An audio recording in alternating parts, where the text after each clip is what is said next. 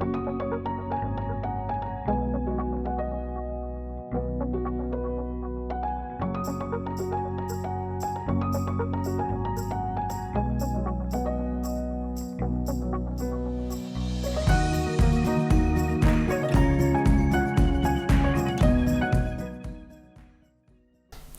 everyone, my name is Svetlana and I invite you to another virtual class of English.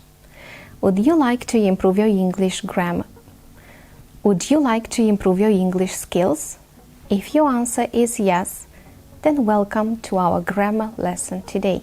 Today we are going to speak about passive voice. And we will revise what active and passive voices are, learn the use of passive voice, and practice passive voice in sentences. Look at this picture, please. What time of the day is it? Is it morning? Is it afternoon? Or is it evening? How do you think? If the girl is sleeping and the sun is on the sky, then probably it's morning. Let's answer these questions.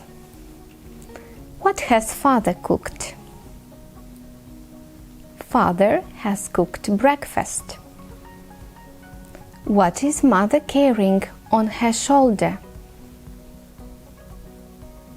Mother is carrying a satchel. What is the girl doing? The girl is sleeping. Who left the door open? The boy left the door open. Let's look closer at these sentences. Father has cooked breakfast. The boy left the door open. Mother is carrying a satchel. The girl is sleeping. Who is performing the action? The first sentence. Correct, father. How about the second? Yes, the boy is the one who does the action. Number 3. Mother. Number 4. The girl. A sentence usually begins with the performer of the action. And in this situation, we have active sentences, and we use the active voice. Active voice means active subject, when the subject is doing the action, while passive voice has a passive subject. The subject is just receiving the action. Look at the example, please. The professor teaches the students. Who is the subject? The professor. What does the professor do? Teaches is the verb. And the students is the object of the sentence. This is an active sentence because we have an active subject, the professor. Now look at the second example. The students are taught by the professor. The object of the first sentence becomes the subject of the passive sentence and is the receiver of the action. The subject of the active sentence becomes the object, the performer of the action, which is also called the agent. Look at this example, please. What do you see in the picture? Somebody is writing, yes? Mary writes a letter. Who does the action? Mary does. She writes. This is the action. And what does she write? A letter, the object. This is active voice because the subject is active. Now look at the second. example. A letter is written by Mary. This is a passive sentence because the object, a letter, became the subject of the passive sentence, and it is a passive subject. Look at the verb, please. Is written. It is formed by the verb to be and the past participle of the verb write. How do we form passive voice?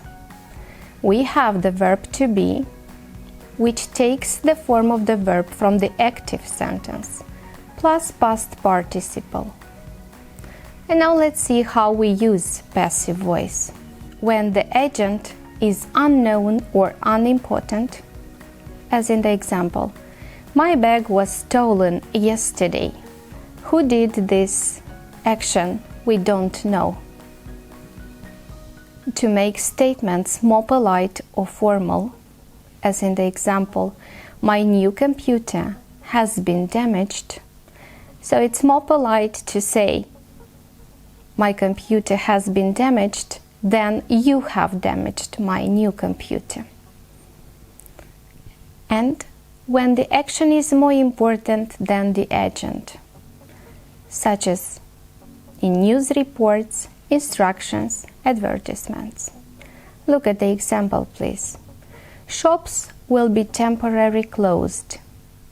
News report. What is also important is to remember that the by phrase is included only if the writer or speaker wants to focus attention on the subject of the sentence, or it is important to know who performs the action. Now look at the examples, please. A party in his honor has recently been given by his friend. The focus is on the subject party. Look at the second example. Oliver Twist was written by Charles Dickens. The focus is on the performer of the action, Charles Dickens. In order to be able to use passive voice, you need to have a good mastery of the English tenses. This is why you need to revise them. If you open your English textbooks on page 107, you will see this chart where you can have a guide how tenses change in the passive voice. Look at the first. Present simple. Persuade or persuades, the third person singular. As we have said before, the verb to be takes the tense of the verb from the active sentence, and we have am, is, or are plus past participle of the verb, persuaded. And now let's practice a little bit. If you need, you may look into your books to see the forms of the passive voice. Write the sentences in the passive. The government has built a new hospital in this area. Think a little. Let's check. A new hospital has been built in this area by the government. The second. More and more people use planes for traveling. Planes becomes the subject of the passive sentence, are used for traveling by more and more people. Number 3. The school will buy new equipment. Let's check. New equipment will be bought by the school. Number 4 sentence. The students are using computers right now. Computers becomes the subject. Computers are being used right now by the students. Next. Children must not touch this button. This button is the object, which becomes the subject of the passive sentence. This button must not be touched by children. They offered the job to Simon. Look attentively at this sentence. We have two objects. When we have two objects in the active sentence, we can have two passive sentences. The first one, the job was offered to Simon by them. And the second passive sentence will start with Simon. Simon was offered the job by them. Let's continue. Look at the picture and make up a passive sentence using the clues given. Steven Spielberg make the film. Think a little, write down the sentence. Ready? Let's check. The film was made by Steven Spielberg. Here we have past simple. Let's go on. The Queen visit the school. Think a little and write down. Let's check. The school will be visited by the Queen. In this passive sentence, I have chosen the future simple. Next, bread make from flour. Write down the sentence. Are you ready? Let's check. The bread is made from flour. In this sentence, we have used present simple. Next one. Just tell the results and the students. Think and write down the sentence. Ready? Let's check. The students have just been told the results. Here we have used present perfect. Great. Now let's reflect on what we have done today. Today, we have revised active and passive forms of the verbs in English.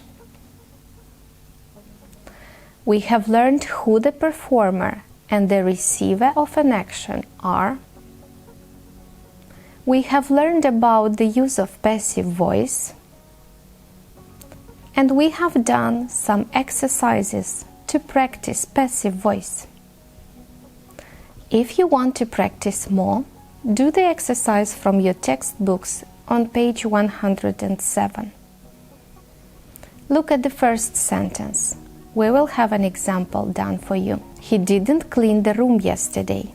The object is the room, which becomes the subject in the passive sentence. So we will have the room wasn't cleaned by him yesterday. Remember, never regret a day in your life. Good days give happiness. Bad days give you experience. Worst days give you lessons. And best days give you memories. You are fantastic today.